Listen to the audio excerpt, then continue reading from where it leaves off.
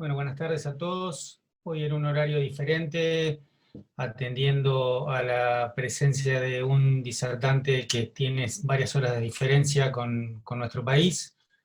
Vamos a comenzar siendo las 4 de la tarde con este tercer seminario web de este ciclo que estamos organizando desde el Comité de Cirugía Videoendoscópica y Mini-Invasiva de la Asociación Argentina de Cirugía, junto con el doctor Matías Quesada. En este caso se va a tratar de el seminario web organizado por la Subcomisión de Cirugía Hepatobiliopancreática a cargo del doctor Guillermo Arbúes, y en este caso va a ser coordinado por el doctor Agustín Cristiano, y vamos a tener como invitado a un cirujano con una gran experiencia en cirugía laparoscópica hepática, que va a ser el tema, hepatectomías biolaparoscópicas. Así que bueno, sin más introducciones y tratando de aprovechar al máximo la presencia de un disertante de la calidad del que tenemos esta tarde, le doy la palabra a Agustín Cristiano. Hola, buenas tardes a todos. Muchas gracias, doctor Leiro. Y como usted decía, tenemos la suerte de contar con el doctor Santiago López Ben, del Hospital Tuerta de Girona, en España, quien tiene una gran experiencia en cirugía hepática laparoscópica, pero además es un excelente y generoso expositor. Además, contamos con la presencia como panelistas del doctor Guillermo Arbúes, del Hospital Italiano de Buenos Aires, el doctor Pablo Barros, de la Fundación Favaloro, el doctor Mauret, del Hospital Británico, y Juan Salceda, del Hospital Santa Marina de Tandil. Todos ellos también con mucha experiencia en la laparoscopía y que seguramente van a enriquecer la exposición de Santiago López Ben. Así que, sin retrasar más esto, Santiago, cuando quieras empezar, te escuchamos con gusto. Buenas tardes, días, o no sé exactamente el qué a todos. Para mí es un placer estar otra vez, ¿no? Como ya pude participar el año pasado del Congreso de la Sociedad Argentina de Cirugía y poder participar entre todos estos amigos que tengo pues, al otro lado del Atlántico. Pues como decíamos antes, para aprovechar el tiempo al máximo, pues yo voy a empezar a soltar y esperemos que podáis, bueno, que os guste el tema. Como el tema era muy amplio, ¿no? Hepatectomía laparoscópica, pues entonces decidí centrarlo en algún aspecto que fuera un poco diferente para poder hacer toda la discusión que queráis, ¿vale? El aspecto de la cirugía laparoscópica que he decidido hablar sobre él es sobre lo que se llama la cirugía guiada a través de las venas o algo así, ¿no?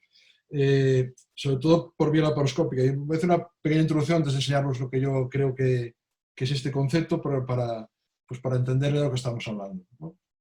Entonces, como sabéis, ya no de la cirugía laparoscópica, sino de la cirugía hepática, siempre ha habido pues, como dos grandes bloques, ¿no? La cirugía no anatómica y la cirugía anatómica, ¿no? La cirugía anatómica pues, no es nada más que la resección de alguno de estos segmentos anatómicos descritos por Cuinot, o la resección de territorios irrigados por ramas de tercer orden que estén juntos y que en común no constituyan un segmento, ¿vale? Esto es lo que la definición creo más precisa de cirugía anatómica. ¿Y qué quiere decir esto? Pues si nos vamos a este esquema que está publicado por Shindo en el año 2016, nosotros nos imaginamos un tumor que esté nutrido por esta rama, como por ejemplo sería la rama ventral del 8, si hacemos una cirugía anatómica significa seccionar la rama del 8, ¿vale? De forma que el área que se quitaría sería esta, y en cambio si hacemos una cirugía con márgenes amplios de este tumor, pues más o menos la resección iría entre las líneas B y B', ¿no? Entonces, esto sería lo que sería una resección anatómica, y esto una resección con márgenes anchos, ¿no? ¿Cuál sería el inconveniente de una resección con márgenes anchos? Pues que si nosotros, a ver si consigo que se pare, esto es. Si nosotros, por ejemplo, hablamos de hepatocarcinoma, se sabe que el hepatocarcinoma puede extenderse a través de las ramas portales, ¿no? Entonces, si dejamos esta parte de aquí, que sería la que estaría controlada por este pedículo de aquí, la que sería el tributario de este pedículo de aquí, pues podríamos dejar un área residual donde sería fácil que pudiera recibir el tumor, ¿no? Esto según la teoría esta de la diseminación portal en el hepatocarcinoma. ¿vale? Pero no solo es esto y no solo es en el hepatocarcinoma, ¿no? Si volvemos otra vez al mismo ejemplo, pero variando un poco las cosas, si imaginamos que hacemos esta resección con márgenes de esta forma, quedaría más o menos esto, un problema en el sentido de que la rama portal que seccionamos aquí dejaría este territorio de aquí isquémico, ¿no? Y si seccionamos esta vena de aquí, que por ejemplo puede ser la vena del 8 y la seccionamos, pues puede quedarnos un área de tejido congestivo, ¿no? Y esto puede tener problemas tanto desde un punto de vista oncológico como desde un punto de vista también de complicaciones postoperatorias. La anatomía hepática es un tema de continua evolución. Todos sabemos los modelos anatómicos ya más conocidos, como el de Kuinot, pero también el de Takasaki, que tal vez sea más simple y más a lo mejor, al ser más simple, es menos falso, ¿no? Otros como de este autor sueco, que también hacía pequeñas variaciones sobre lo expuesto por Kuinot, pero hoy en día, con las reconstrucciones que podemos hacer, con las pruebas de imagen, sabemos que la realidad está muy lejos de ser tan simple como estos autores nos lo quieren enseñar, ¿no? Y además, las variaciones anatómicas son constantes y casi imposible de conocer en toda su extensión, como para poder hacer poder siempre hacer unas pautas muy claras de funcionamiento. Y esto es lo que hace la cirugía hepática pues tan difícil y a la vez tan atractiva, ¿no? Como decía antes, siempre ha habido como dos grandes bloques, ¿no? La de la cirugía no anatómica o de márgenes anchos y contra la cirugía anatómica.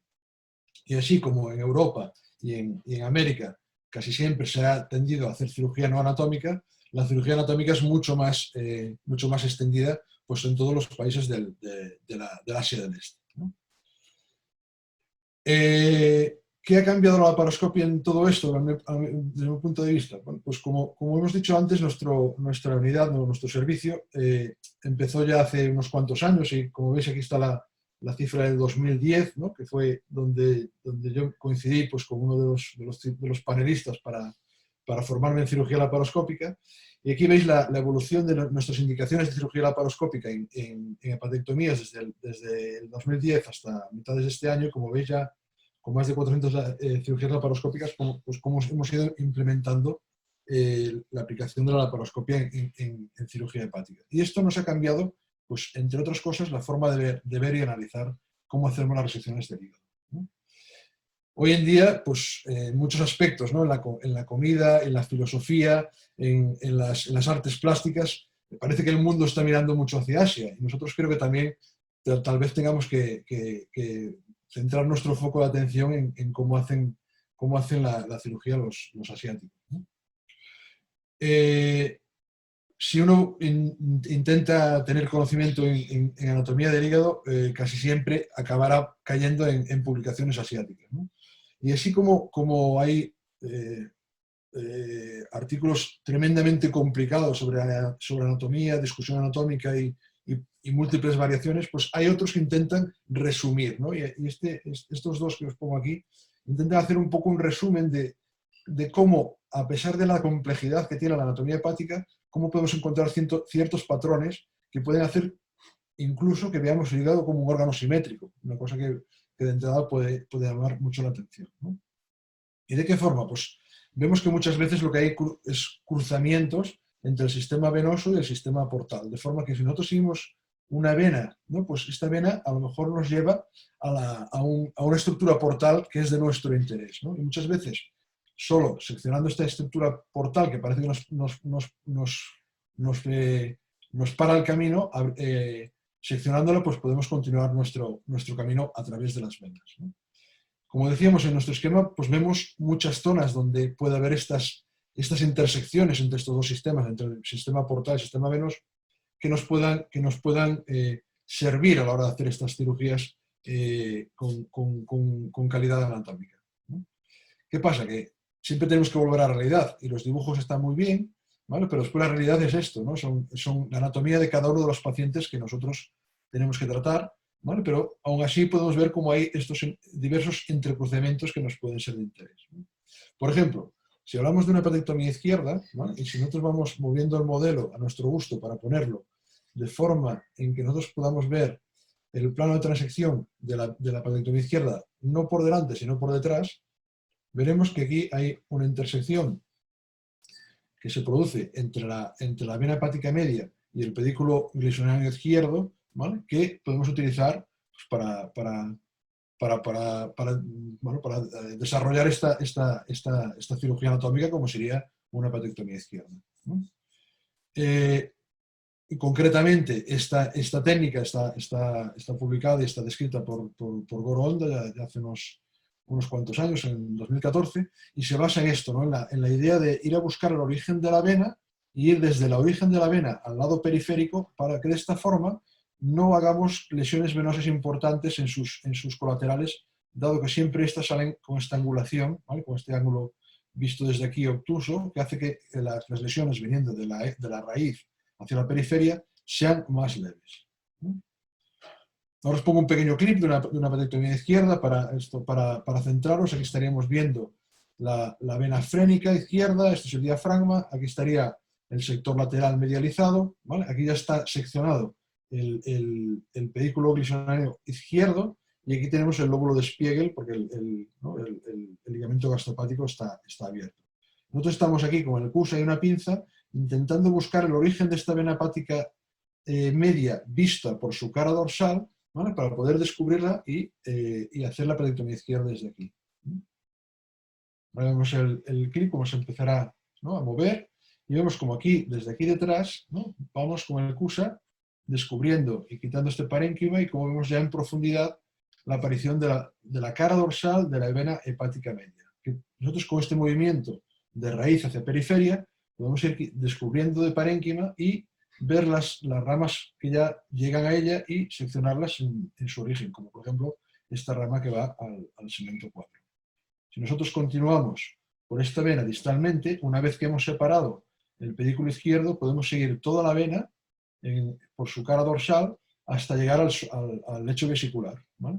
Y hacer toda la transección para que al final la cirugía nos quede pues, con el landmark de la vena hepática media en esta hepatectomía izquierda. Bueno, pero las hepatectomías anatómicas no solo son derecha e izquierda, ¿vale? Sino que podemos ir mucho más allá. Por ejemplo, en un paciente que tenga una lesión en la parte dorsal del segmento 8, nos podemos plantear hacer una resección anatómica de esta parte dorsal del segmento 8, buscando el pedículo que sea el que va a nutrir esta parte específica del hígado, ¿no? Por ejemplo, vamos a ver. Esta publicación está a punto de salir, está online con colaboración con el grupo de Abu Hilal y de la Clínica de Navarra y de Lyon, donde describimos la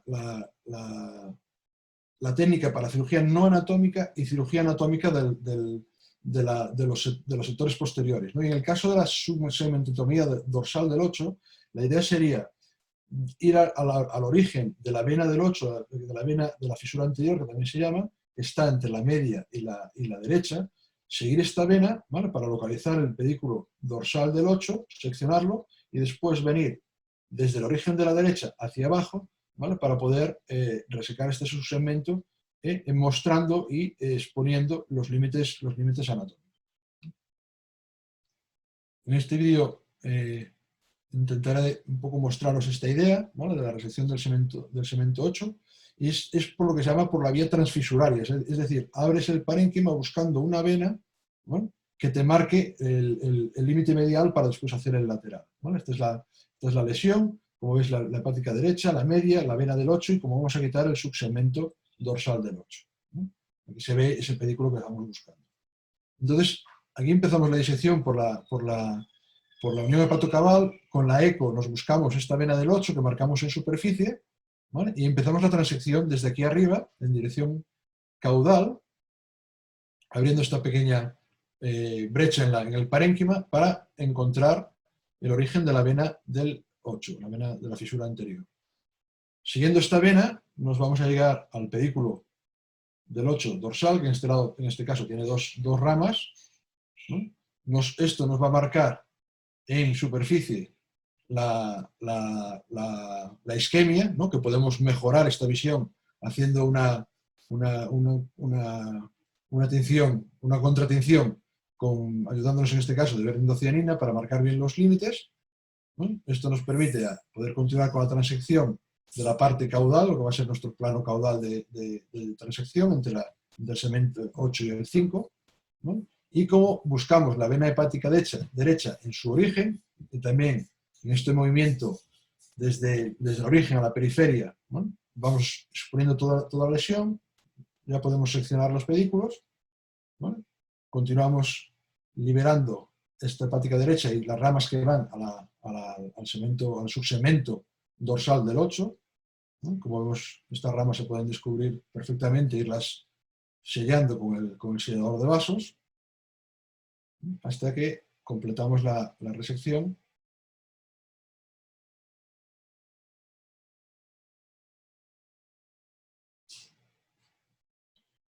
Y una vez completada la resección podemos ver estos límites anatómicos, como vemos la vena del 8, el muñón del pedículo del grisaneo del 8 y la vena hepática derecha expuesta también como límite medial de la resección.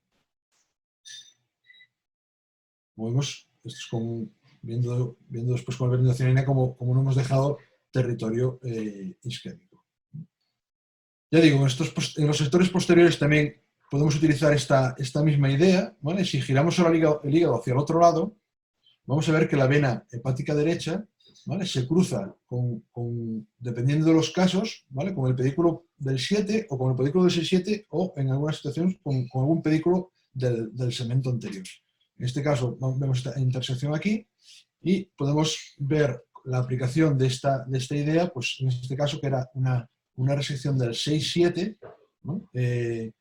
Para hacer una sectorectomía lateral derecha, cómo vamos a movilizar el hígado, ir a buscar la suprahepática derecha en su origen y cómo vamos a hacer este abordaje por la cara dorsal, buscando como primera opción la vena, ¿no? Buscar aquí el origen, ¿no? Y desde el origen de la vena venir en dirección caudal, ir exponiendo toda esta vena, que podemos hacerlo poco a poco, como vamos exponiendo toda la vena, ¿no? Como es este movimiento del pus es el que nos va quitando este parénquima que está aquí y como podemos ver toda la extensión de la vena antes de hacer pues todo el resto de la transección que nos va a ayudar, por un lado, a tener la vena por la cara dorsal, la línea de isquemia por la cara ventral y nos va a marcar perfectamente los límites de la resección.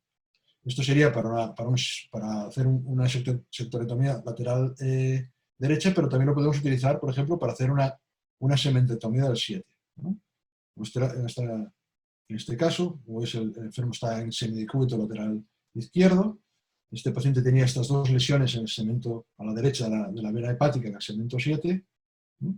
Es la imagen del escáner, estas dos lesiones. Esta es la primera de ellas. Aquí tenía una lesión más pequeña que decidimos tratarla con radiofrecuencia antes de la aplicación de quimioterapia para que no perdiéramos su localización y después planteamos la cirugía, ¿no? Primero es movilizar bien el hígado derecho, por eso ponemos los pacientes en semidecúbito, que nos ayuda para esta movilización. En este caso, controlamos el origen de la vena hepática derecha, a pesar de que no es estrictamente necesaria esta maniobra. Y con el hígado volteado hacia medial, hacia la izquierda, pues lo mismo, abrimos el origen, buscamos el origen de la vena hepática media y desde este origen vamos moviendo el CUSA en dirección caudal, ¿no? Como vamos descubriendo la vena en dirección caudal, y en este caso nos vamos a encontrar el pedículo del 7, aquí veis. Siempre podemos clampar para ver que la isquemia corresponde a la zona que nos interesa, que es la demarcación isquémica.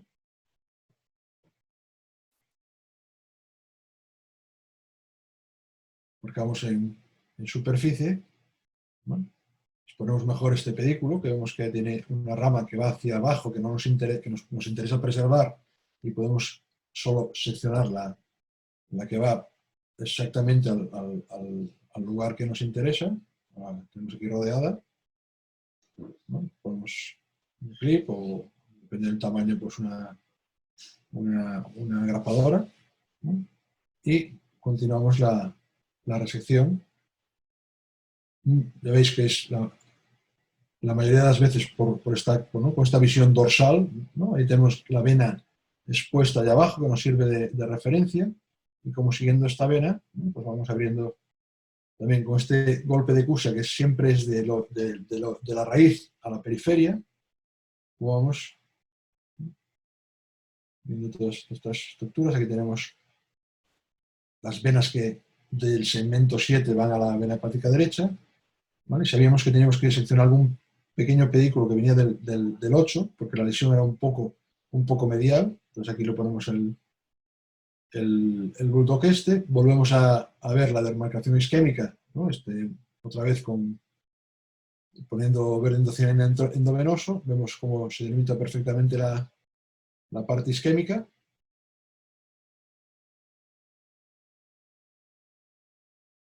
Y cómo seguimos con esta disección, ¿no? Casi siempre por la vía dorsal, que es la que nos permite tener a la vista la vena, ¿vale? Y minimizar los accidentes, ¿no? Una vez que tenemos mucho hecho por la cara dorsal, pues nos vamos a la cara ventral para acabar de hacer la separación de la lesión, ¿no? Tiene una lesión que estaba muy cercana, como recordáis, a la vena hepática derecha, ¿no? Y aquí lo que decidimos fue, pues, poner un clamp y darle un corte limpio con tijera, y después acabar de controlar si hay un pequeño defecto en la vena. Aquí está la cirugía ya completa. Aquí parece que en la vena pues había, ¿no?, un pequeño defecto, y ¿no?, con un punto ya con la pieza fuera es mucho más fácil. Esta es la imagen final. Vale, esta es una paciente que tenía, es una paciente que la diagnosticamos durante el tiempo de la pandemia actual por COVID, y tenía una neoplasia de sigma y una metástasis sincrónica en el segmento 8 dorsal, ¿no? Entonces, por este motivo, decidimos empezar con quimioterapia hasta que pudimos tener quirófano para poder operar a estos pacientes, y con lo cual solo llevó 2 ciclos de Shellox, para no poner el Portacat, y en el TAC de control la verdad es que había hecho mucha respuesta, a pesar de llevar solo 2 ciclos. Es una respondedora precoz. Y ahora veréis la imagen del TAC y la reconstrucción, ¿vale? Esta es la imagen antes, supongo, porque es donde mejor se ve antes de la quimio, ¿vale? Aquí veis cómo depende del pedículo 8 dorsal esta lesión.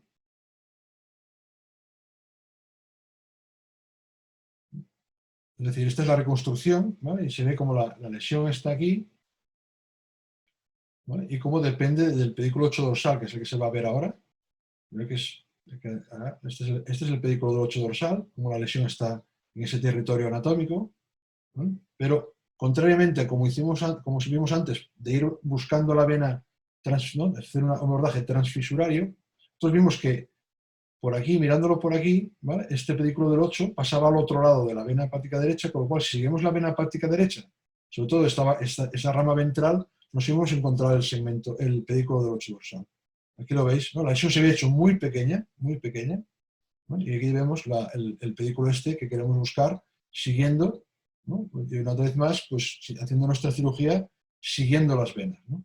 Entonces, una vez más, pues lo mismo que viste en los anteriores vídeos, pues lo primero es movilizar completamente el hígado derecho para poder tener esta buena visión dorsal de la vena hepática derecha, ¿no? Entonces estamos rodeando el ligamento cabo-cava de Makuuchi,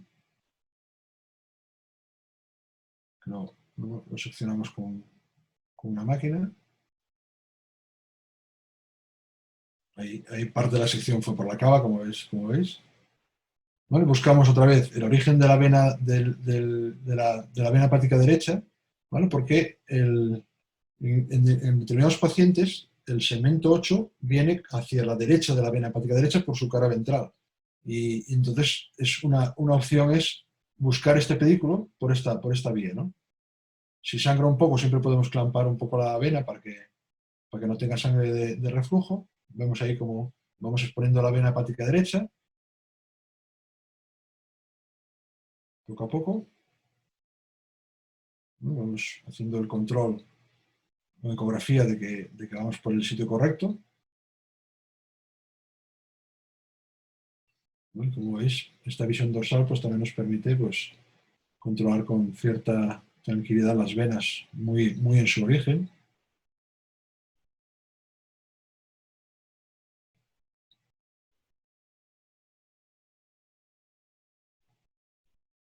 Seguimos exponiendo la vena y ahora exponemos esta rama ventral de la hepática derecha. Y sabemos que justo más o menos por ahí, o un poco medial a esta vena, vamos a encontrar el pedículo del 8. ¿No? Ahí lo vemos, le ponemos como siempre, ¿no? La técnica es siempre la misma, poner un clamp y después mirar si la isquemia corresponde, en este lado, ¿no? Como podéis ver, si corresponde con lo que estamos buscando. Una vez más, berendocianina, ¿no? Ajustamos bien, porque a veces no, sobre todo en esta parte alta del hígado, la isquemia a veces no es muy precisa, es mucho más preciso hacerlo con el berendocianina. Aquí vemos como lo que estamos preservando está bien vascularizado. Abrimos ahora aquí la confluencia entre la derecha y la media, porque nos interesa ver bien el final de nuestra transección. ¿No? Y como seguimos abriendo por esta línea de transección, ¿no? También por cara dorsal tenemos el pedículo, no lo tenemos seccionado, pero lo tenemos clampado.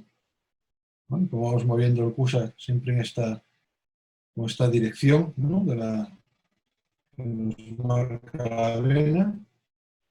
Cuando ya empieza la cosa a estar incómoda, ¿no? Y que ya veis que en la disección pues, la vía ya se había abierto, pues ya tenemos el pedículo, ya podemos seccionar.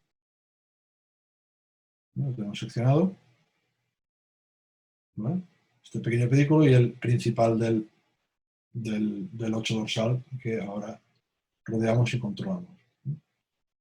Seguimos viendo ahora el límite, digamos, medial entre lo que sería el 8 dorsal y el 8 ventral, como vamos abriendo, ¿no? Poniendo el CUSA en el sifoides. Este trocar de aquí está justo en el sifoides, que nos permite trabajar aquí arriba con cierta facilidad. ¿No? Y como vamos viendo, ¿no? Aquí vemos la cava expuesta, como vamos viendo este segmento que tiene como una especie de forma piramidal, ¿no? Aquí tenemos la cara lateral y la cara medial, ¿no? Como se va haciendo como una especie de pirámide que acaba en la vena del 8, que es el límite medial del segmento 8 dorsal. ¿No? Y aquí tenemos el final, ¿no? Donde vemos pues, la vena hepática derecha.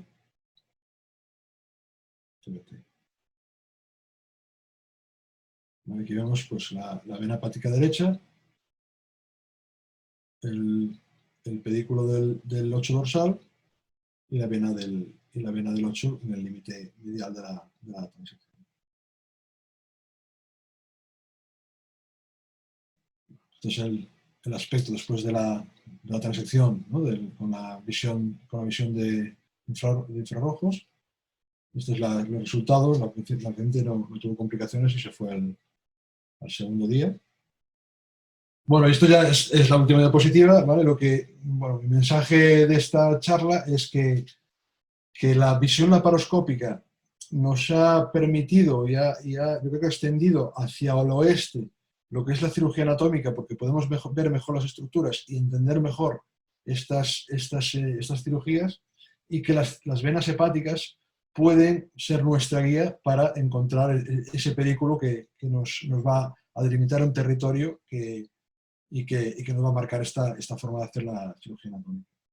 Y esto es la charla que quería compartir con vosotros.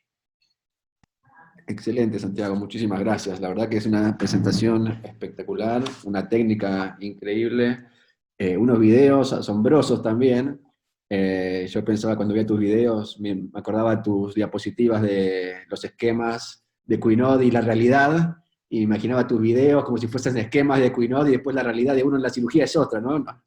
Es difícil es difícil hallar esos vehículos, esas venas, pero la verdad lo has explicado de una manera muy clara y didáctica.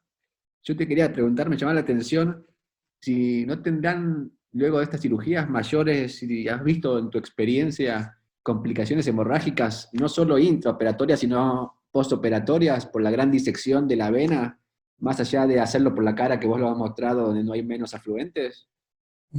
No, o sea, no tenemos diferencia desde que hacemos esta cirugía, no hay diferencias con las anteriores. Evidentemente hay enfermos que sangran, ¿no? Sí, sí, sí, por supuesto, pero no has visto mayores complicaciones hemorrágicas debido a la gran exposición de las venas, digo, que la verdad que anatómicamente es espectacular, pero me hace pensar a lo mejor que a veces puede quedar alguna rama que con el hemoperitoneo no sangre y después al cerrar el paciente sangre Bueno, algún yo lo vasito. que hago siempre es cuando acaba la transección y hago la primera fase de hemostasia, o sea, cuando voy a quitar la pieza, antes de esto le digo al anestesista que haga toda la reanimación, que empiece a meter líquidos todos los que necesite, ¿vale? Para que mientras nosotros quitamos la pieza, tenga tiempo el enfermo. O sea, una, quitarle el neumoperitoneo, pues estamos quitando la pieza, y dos, tiene tiempo el enfermo de estar más llenas las venas, ¿no? Y que pueda, en ese momento que no tenemos neumoperitoneo y ya se ha reanimado el paciente,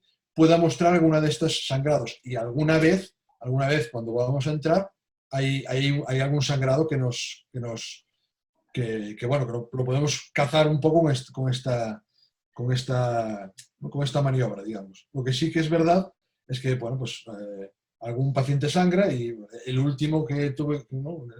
Hacía tiempo que no reoperaba, pero el último que tuvimos que reoperarlo porque sangró un pedículo glisoniano que habíamos clipado con el hemolog y sangraba justo por debajo, ¿no?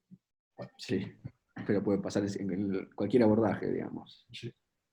Hay una pregunta del auditorio, Santiago, que quieren saber si hacen estudios preoperatorios y estudio de volumetría y táctica quirúrgica previamente con TAC 3D. O sea, todos los enfermos que operamos, o prácticamente todos, nuestra técnica de elección es el TAC, porque es mucho más manejable por nosotros, porque la definición especial suele ser mejor en TAC, pero las reconstrucciones que habéis visto aquí las hemos hecho prácticamente en estos 3 casos que habéis visto, ¿no? Es decir, no disponemos de esto, sí que disponemos, pero pagando, no lo tenemos en el hospital, pero solo en aquellos casos en que pensamos que la anatomía es demasiado complicada y que no somos capaces de entenderla con el estudio clásico del TAC, ¿no? El TAC siempre intentamos hacerlo en 3 fases para poder ver las arterias y la distribución portal y la de las venas lo mejor posible, pero que estas reconstrucciones no las tenemos siempre. Ojalá. Perfecto. Juan. Bueno, Santiago, un gusto tremendo escucharte y la verdad que lo disfrutamos un montón los videos.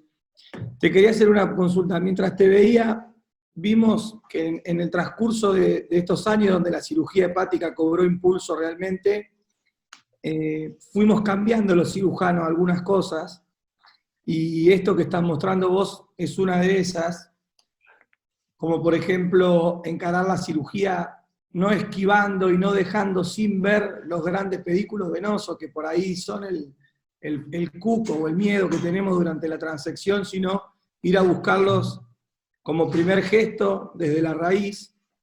Y te quería preguntar si eso te generó algún cambio en la forma en que abordás estas cirugías después por vía convencional, aunque ya vimos que es un porcentaje menor el que haces por vía convencional, pero si esto te generó algún cambio de actitud extrapolado desde la técnica laparoscópica hacia los pacientes de cirugía convencional.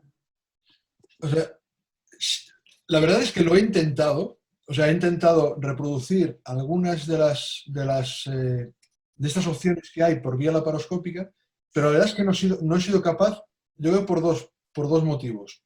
Uno, porque la mayoría de las veces la visión es puramente dorsal, es decir, te metes detrás del hígado. Con lo cual, la cirugía abierta, la visión es ventral, es de delante a atrás. Y es muy difícil meterse detrás del hígado y ver todo lo bien que puedes ver con la cámara, ¿no? Una cosa que no he dicho antes, pero la cámara que utilizamos es una cámara flexible, con lo cual puedes meterte para abajo y mirar hacia arriba. Con lo cual la visión que tienes de la cara dorsal es muy buena. Eso por un lado. Lo segundo es que el hecho de no tener neumoperitoneo hace que las venas sangren un poco más, ¿no? Porque quieras o no, tienes la presión ambiental y no tienes el neumoperitoneo. Entonces, muchas veces te acercas mucho a la vena, sobre todo quiero decir, al inicio de la transección, ¿eh? No cuando estás haciendo una transección clásica de libro abierto. Pero cuando vas a buscar la vena como primer gesto, por poco que tenga la presión un poco alta, sangra. Y si sangra no ves. Y además ves peor porque estás intentando meter la cabeza debajo del hígado y no eres capaz. Con lo cual, he intentado hacer estas cosas y la verdad es que no me ha salido. No he sido capaz. Es por eso que quizás preferís hacer la cirugía laparoscópica ahora, ya que tenés cada vez menos impedimentos con respecto a la cirugía convencional. Sí, porque, claro, lo he visto antes, los últimos 5 o 6 años, pues más de la mitad de los pacientes los hacemos por vía laparoscópica, con lo cual acabas estando más cómodo en esa vía, porque acaba siendo tu vía rutinaria, con lo cual te vas sintiendo más cómodo. Por supuesto que la cirugía abierta continuando estando presente, porque hay pacientes que no podemos operar por cirugía laparoscópica, entre otras cosas porque no sabemos, ¿no? Como por ejemplo los tumores de Klatskin, pues no tenemos los recursos suficientes, hablo de mí, ¿no? En general, ¿no? Pero los recursos suficientes para poder hacer esta cirugía con seguridad, con lo cual ese porcentaje estará ahí, o resecciones de tumores muy grandes, o que necesiten reconstrucciones vasculares. Aún no estamos en este momento, ¿no? Con lo cual la técnica en cirugía abierta continúa estando, pero yo creo que, hablando de mí mismo, yo ahora estoy en mejor nivel en cirugía laparoscópica que en cirugía abierta. Gracias, Santi.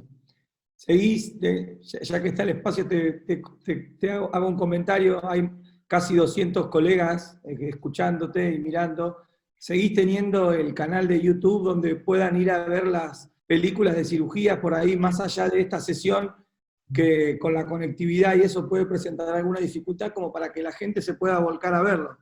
Sí, no, si buscáis por mi nombre saldrá, y yo voy, cada cierto tiempo, cuando voy editando algún vídeo, pues cuando ya le doy salida en otros sitios, pues lo subís. Está bueno. Buenísimo. Rafael.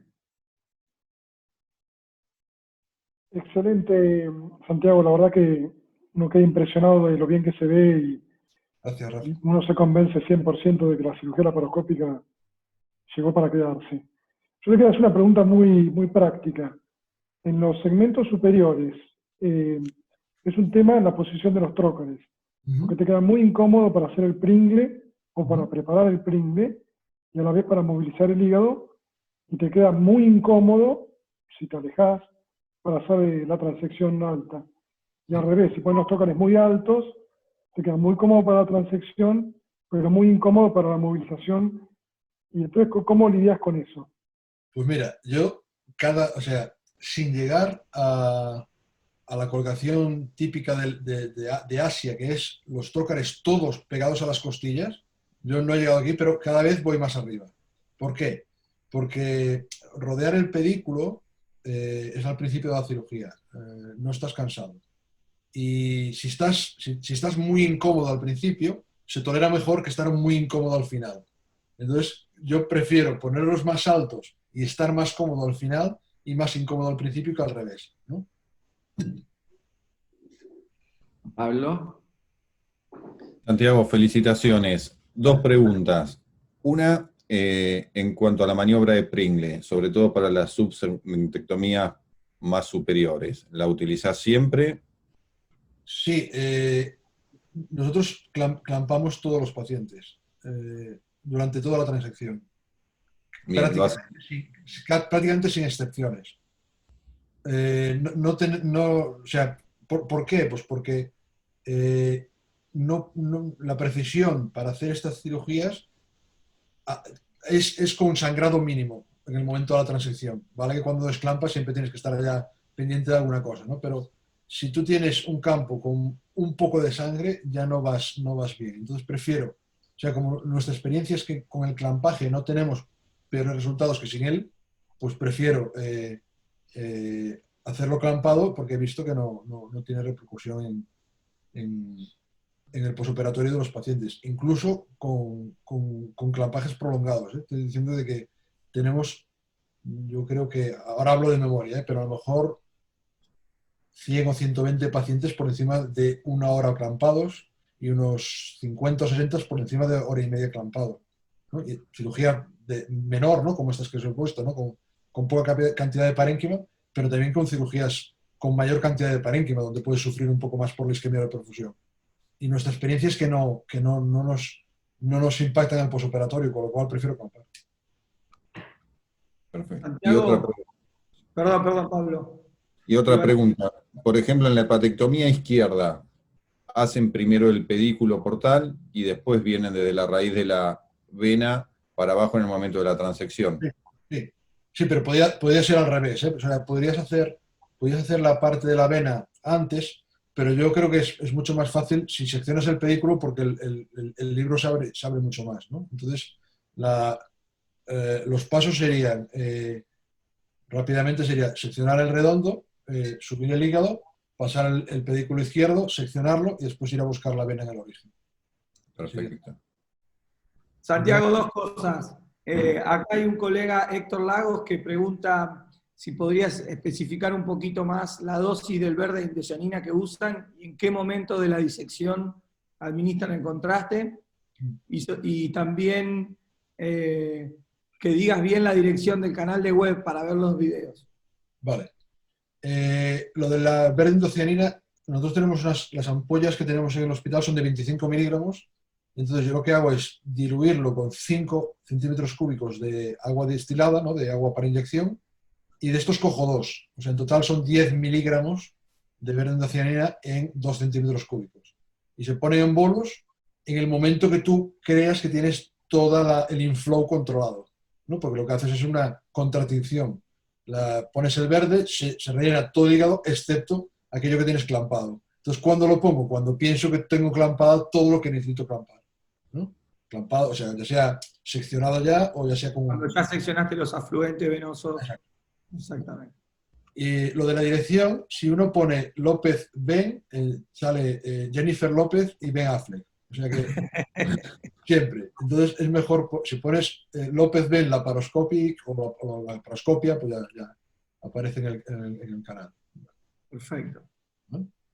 Y una pregunta, Santiago, ¿consideras indispensable la utilización del verde de indocyanina o no para hacer sus segmentectomías? Yo creo que, o sea, indispensable no es, pero ayuda sobre todo en la parte alta, ¿no? Porque, o sea, cuando estás allá muy arriba, a veces la isquemia no es tan visible. No sé si es que los hígados son diferentes, ¿no? Porque cuando ves vídeos del este, las isquemias se ven perfecto, ¿no? Es como rojo y azul, ¿no? Totalmente diferente. Pero mi experiencia es que, sobre todo en la parte alta, cuando estás cerca del confluente venoso, allá a veces es un poco difuso, ¿no? Entonces, si no lo tienes, yo creo que no pasa nada. Si lo tienes, es mucho mejor porque no falla. Es decir, no hace falta, no es una escala de colores, ¿no? Es verde o negro, ¿no? Entonces, sí, es mucho más definitorio. Imprescindible, pues como otras muchas cosas no lo es.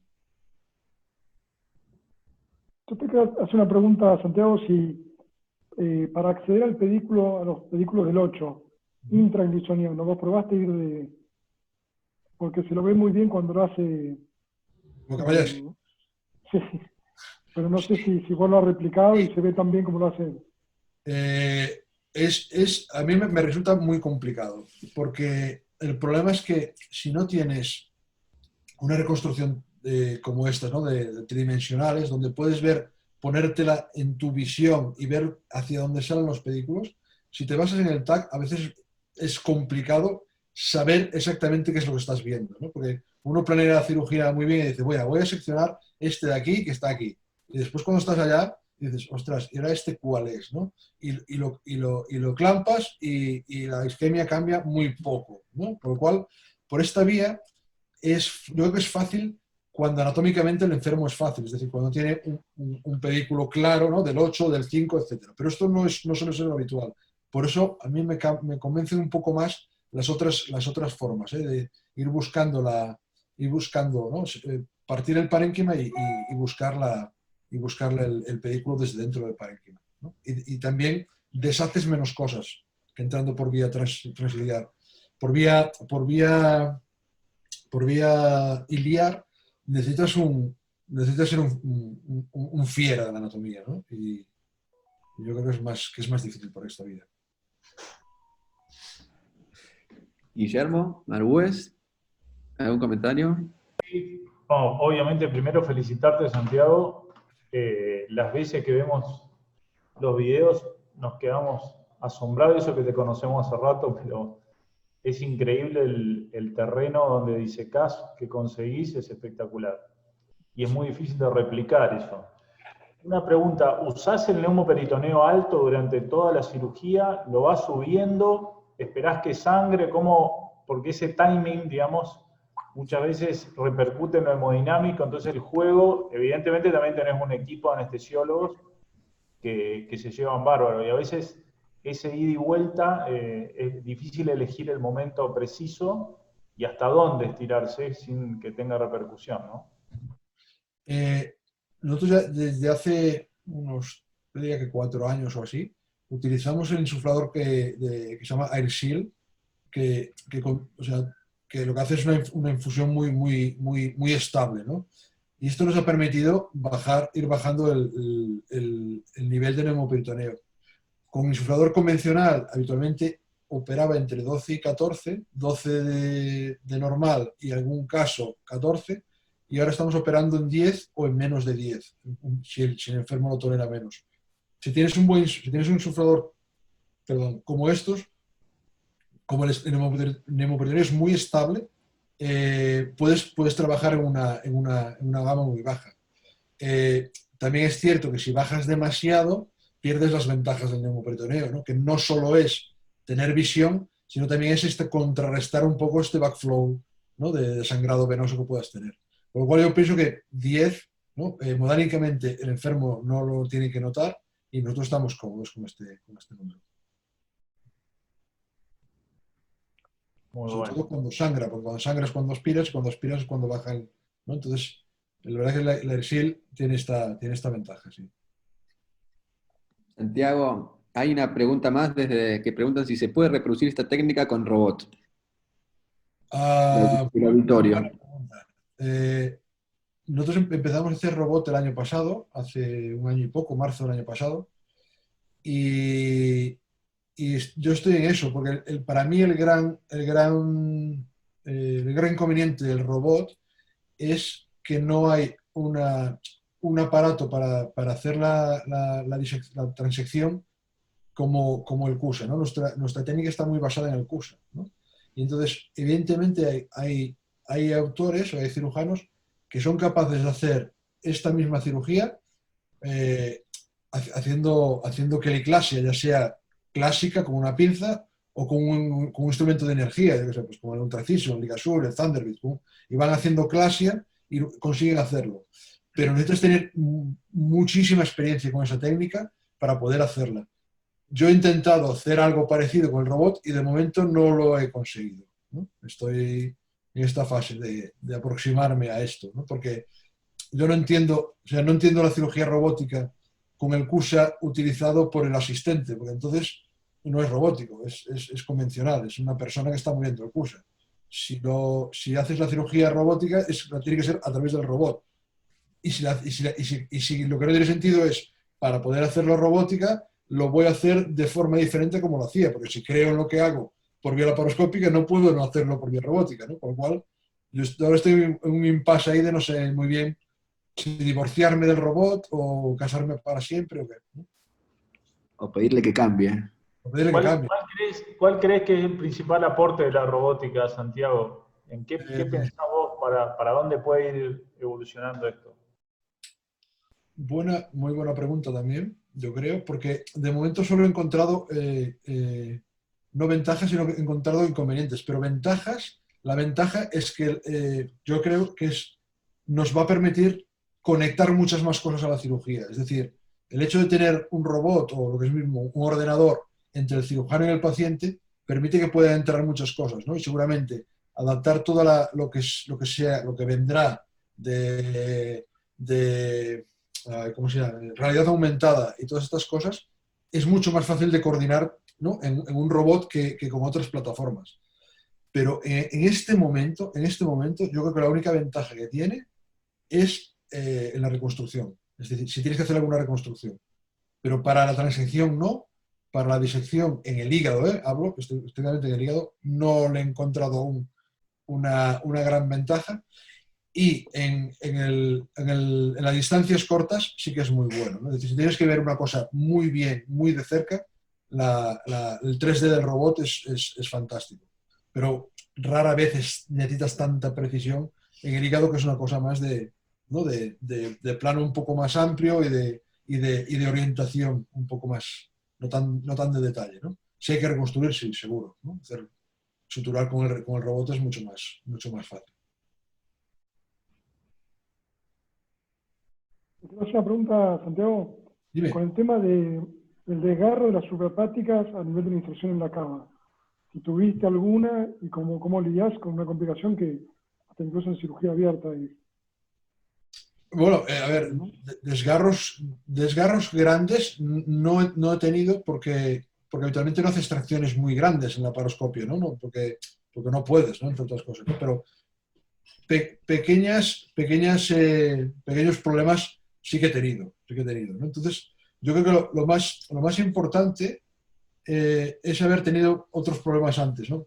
Que te dan la tranquilidad suficiente como para saber que eres capaz de controlarlo, ¿no? Entonces, lo primero es intentar un control temporal y casi siempre es gasa encima, ¿no? Porque no dejemos de pensar que es una vena y una vena tiene poca presión, ¿vale? Entonces, ponerle una gasa encima y siempre pensar que no estaba bien disecado. Entonces, poner gasa encima, disecar mejor por otro lado y después solucionar, ¿no? Si se puede, poner un bulldog, por eso muchas veces te ayuda, porque dejas el bulldog allá y a veces el agujero ya no sangra y puedes hacer mayor disección, pero casi siempre es controlar, disecar más por otro sitio y después suturar.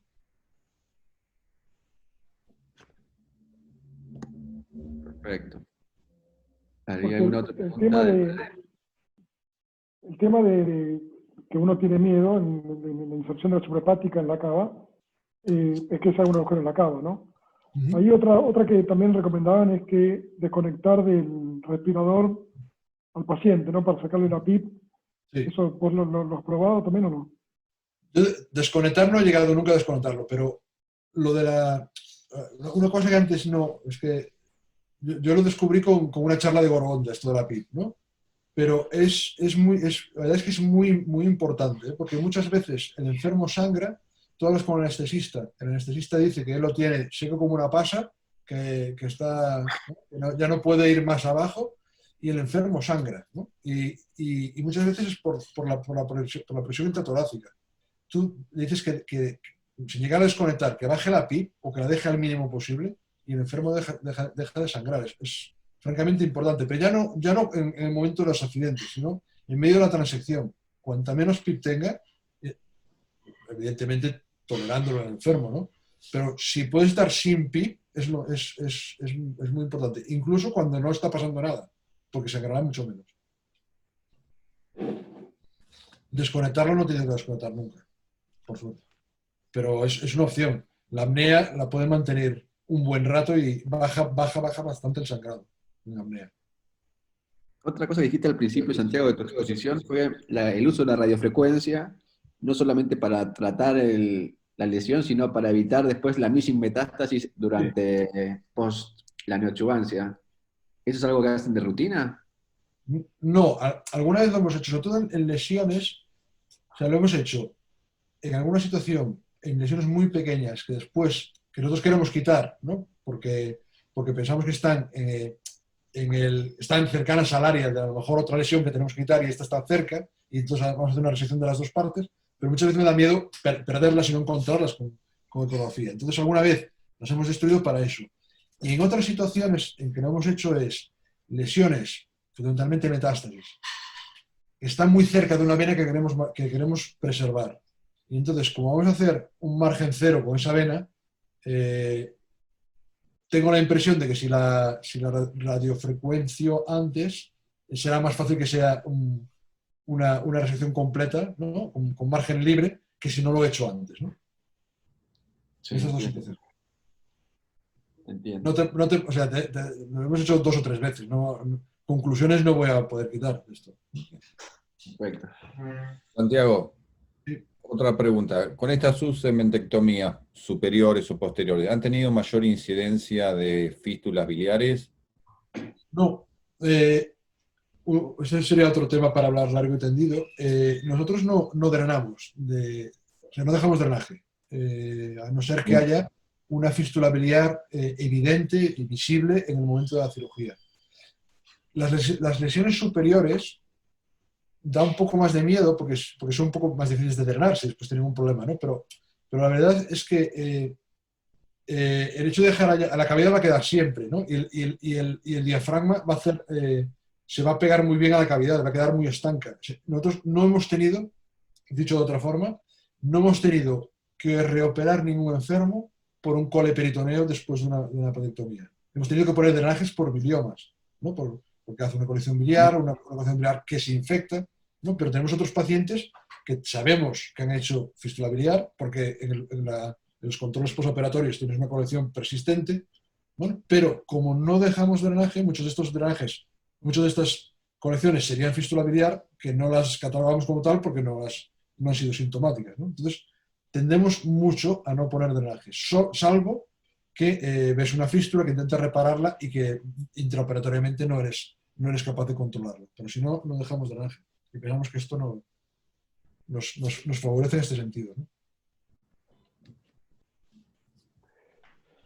Bueno, ¿alguien más tiene alguna pregunta del panel? Si no, ya pueden. No hay más preguntas del público tampoco. Santiago fue excelente. Preguntaron del público acerca de la última que entró, mira. Aparte de reparar el pedículo, si repara la cava por algún evento hemorrágico y si tiene experiencia en hepatectomía de donantes vivos. Empiezo por el final. Donante vivo, no tengo experiencia ni vivo, ni muerto, ni de ninguna forma, porque desde que acabé la residencia y empecé a trabajar en Girona, pues en Girona no hay equipo de trasplante, con lo cual toda mi experiencia se quedó en la residencia de hace unos cuantos años. ¿Cómo era lo de la cava? Perdón, que no lo he entendido bien. Si aparte de reparar el pedículo, reparas la cava previendo algún accidente hemorrágico. Es que no acabo de entender a qué se refiere. Si tienes reparada la cava para controlarla. Ah, vale, preparada. Vale, es que había entendido reparada. Vale. No. Solo lo hice en un paciente que era un paciente que tenía una lesión muy grande en el caudado y que estaba muy cerca de las suprahepáticas, y yo pensaba que a lo mejor tendríamos que hacer una apendectomía izquierda y reparar la hepática derecha. Y entonces empecé la disección por vía laparoscópica para ver cómo iba la cosa. Y como pensaba que a lo mejor necesitaríamos exclusión vascular total, sí controlé la cava por debajo y por arriba, pero después vi que la pude separar de la hepática media y de la derecha, y entonces ya está, ¿no? Lo acabé por vía laparoscópica. En general no hago control de cava pre-resección por si acaso. No. Una última pregunta, ¿puedo, Cristiano? Agustín. Sí, por favor. Si tuvieras que decir una contraindicación absoluta para resección hepática laparoscópica, ¿cuál sería? Yo creo que la contraindicación es que no seas capaz de hacerlo, ¿no? Es decir, aparte de las médicas, todas las contraindicaciones que hay del neumoperitoneo, el enfermo, no sé cuánto. Pero o sea, tu límite debe estar en ti mismo, ¿no? Es decir, si tú crees que tienes suficiente experiencia para afrontar algo, está indicado. Si no, no lo está. Es decir, yo veo otros autores, ¿no? Pues que hacen cirugías que yo no las haría porque creo que no lo puedo hacer. Entonces, mi stop está ahí, ¿no? si yo pensase que a lo mejor en el futuro tengo la experiencia, pues sí que voy a, ¿no? Sí que llegaré ahí, entonces ya dejará de ser una contraindicación. Pero yo que sé, un paciente ahora que prevea, ¿no?, que voy a tener que hacer una reconstrucción vascular, ¿no?, seguramente no lo plantearé para cirugía laparoscópica. Pero a lo mejor planteo empezar por cirugía laparoscópica para hacer una parte y después hacer otra parte por vía abierta, ¿no? Y esto es lo que he hecho, por ejemplo, para mí nunca había hecho clasking, ¿no?, por vía laparoscópica. Pero he hecho 2 pacientes en los cuales he hecho la resección por vía laparoscópica y la reconstrucción por vía abierta. ¿Por qué? Pues porque tenía dos mini vías biliares del lado derecho después de una petectomía izquierda ampliada. Tenía dos vías biliares pequeñas y separadas y no me veía con seguridad suficiente para hacerlo por vía laparoscópica. Entonces hice la resección por vía laparoscópica y la reconstrucción por vía abierta. Cuando ya esté con confianza, pues ya lo haré todo. Yo creo que el límite cada uno se lo ha de poner, pues no vale de nada que fulano lo haga o que mengano no lo haga, cuando quien lo tiene que hacer eres tú, ¿no? Entonces, un poco la filosofía oriental, ¿no?, de la perfección no se puede llegar, pero está allí, entonces tu camino es intentar llegar allí, ¿no?, aunque sepas que no llegas, ¿no?, como Itaca, ¿no? Pues, lo importante está en el camino, pues intentas, hay alguien que lo hace, perfecto, yo voy a intentar hacerlo, pero con mis límites, ¿no? Bueno, excelente. ¿Alguna pregunta más del público? ¿Una más? Felicitaciones. Muchas felicitaciones del público, Santiago.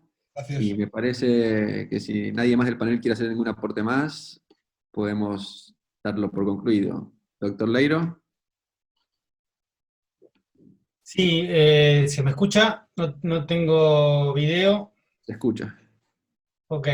Yo quisiera preguntarle, digamos, no es una especialidad de la cirugía hepática, pero por lo que estuve viendo con mucho interés y mucha atención, digamos, por muchas de las cosas de la tecnología que nos mostraba Santiago que utilizaba, él dice que no es imprescindible, pero es una suma de cosas que no están muy accesibles, como la cámara flexible, el verde endocianina, digamos, son una serie de cuestiones que no, digamos, no todas son imprescindibles, pero quizás en pocos lugares están estas cuestiones. Yo digo, ¿qué comentario nos puedes hacer con respecto a ese tema? ¿Quién puede ponerse a hacer este tipo de cirugía?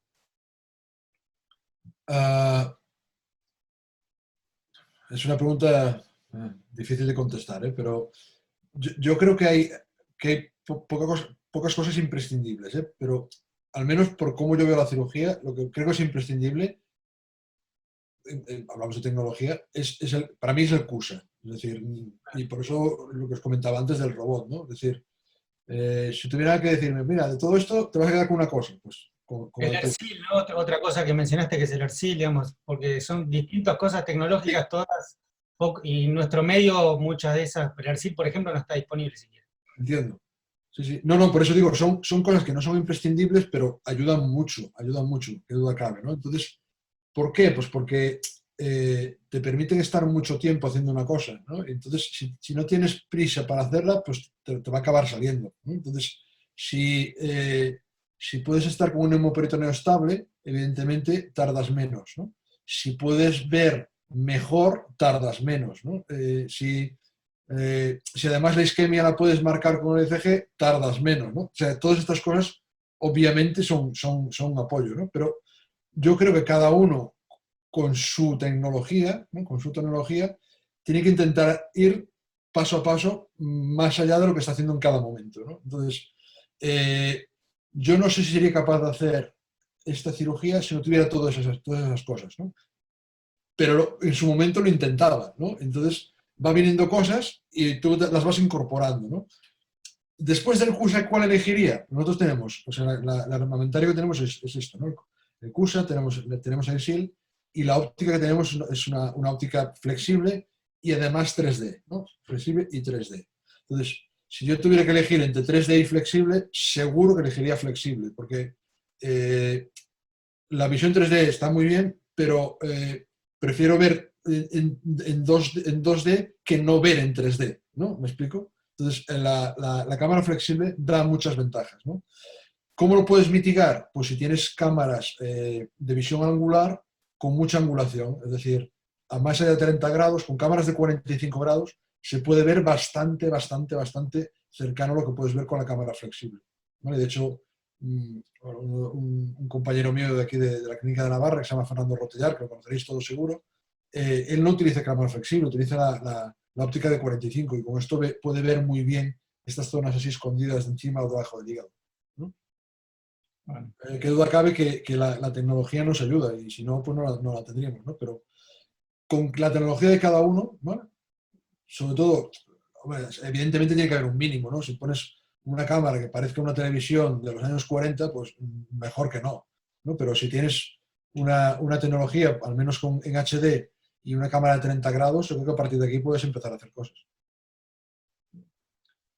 Bueno, creo que si no hay más comentarios, Agustín quiere cerrar. Yo agradezco a Santiago López Ben por su participación, por su buena voluntad de estar, pese a estar en vacaciones, esta noche acompañándonos, y te dejo, Agustín, para que vos cierres.